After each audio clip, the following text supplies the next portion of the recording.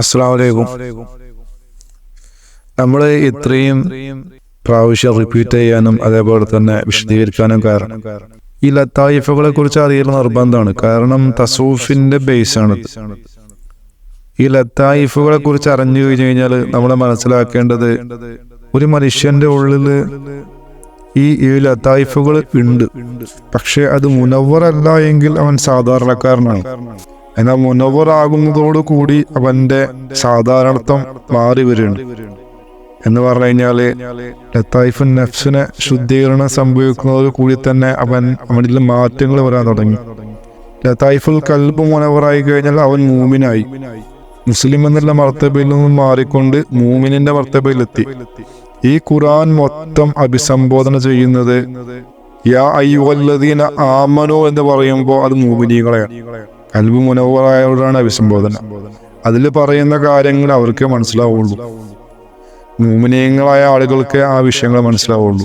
കൽബ് അവർക്ക് അതിനെക്കുറിച്ച് പറഞ്ഞു കൊടുക്കാൻ പറ്റുള്ളൂ, അല്ലാത്തവർക്ക് പറഞ്ഞു കൊടുക്കാൻ പറ്റൂല. കാരണം അവരോടാണ് അഭിസംബോധന. എന്നാൽ ചില സ്ഥലങ്ങളിൽ മുസ്ലിമിനെ കുറിച്ച് പറയുന്നുണ്ട്, അത് മുസ്ലിങ്ങളെ കുറിച്ചാണ്. യാ അയ്യുഹൻ നാസു എന്ന് പറയുന്നുണ്ട്, അത് ജനങ്ങളെ കുറിച്ചാണ്, സാധാരണക്കാരെ കുറിച്ചാണ്. പക്ഷെ മൂമിൻ എന്നുള്ള ഒരു അഭിസംബോധന വരുന്നത് ഈ തരം മൂമിനീങ്ങളെയാണ്, കൽബ് മുനവ്വറായവരെ കുറിച്ച്.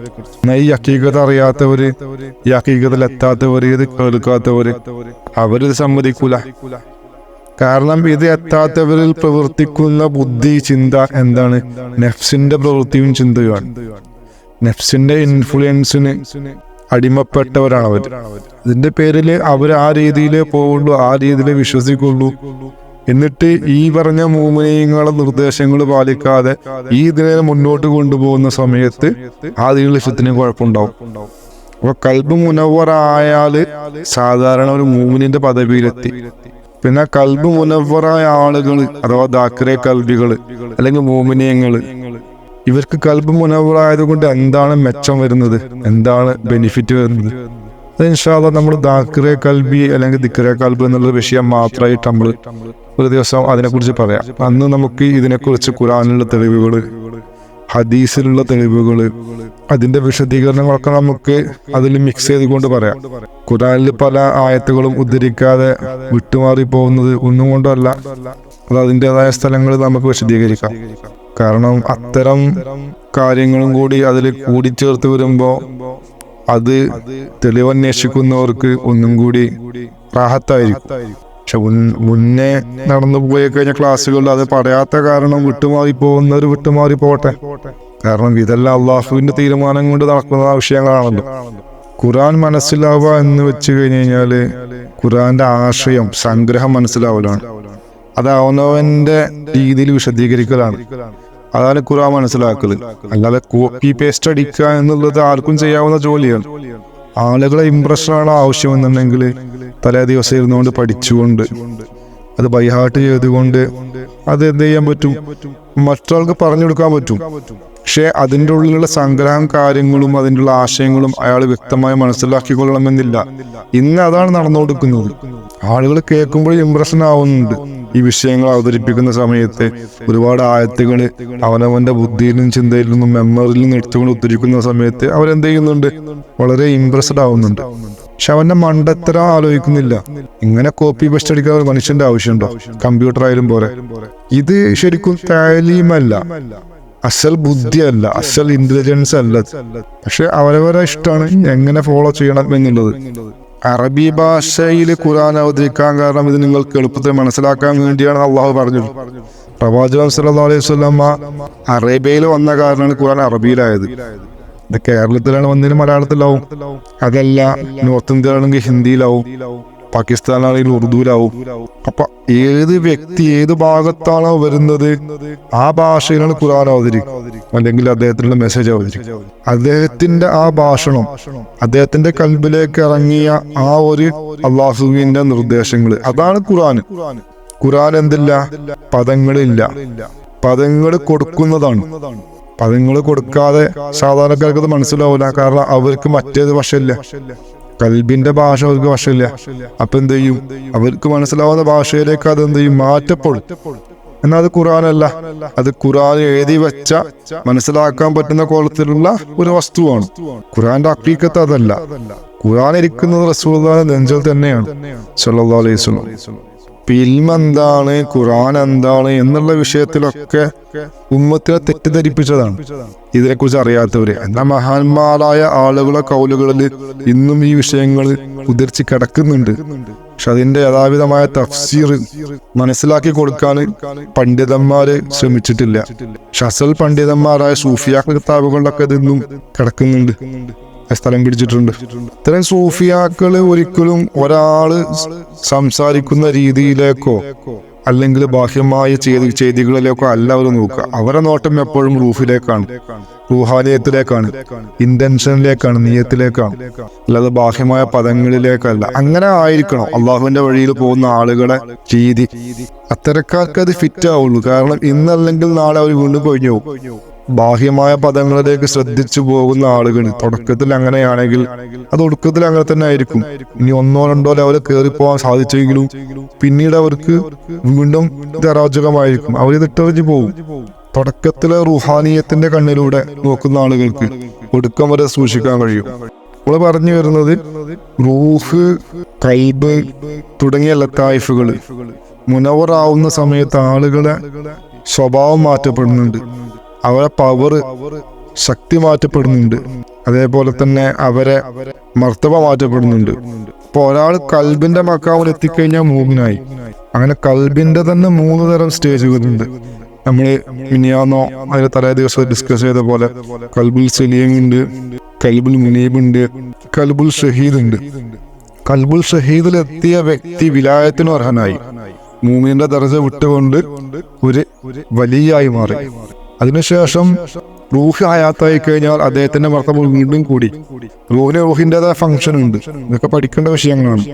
അതിനുശേഷം സിറിന്റെ മക്കാവിലെത്തി കഴിഞ്ഞാൽ വീണ്ടും മർത്തബ കൂടി. ഇങ്ങനെ കൂടിക്കൂടി വരും. മേലോട്ട് പോകുന്തോറും വിലായത്തിന്റെ ദർജകൾ കൂടിക്കൂടി വരും.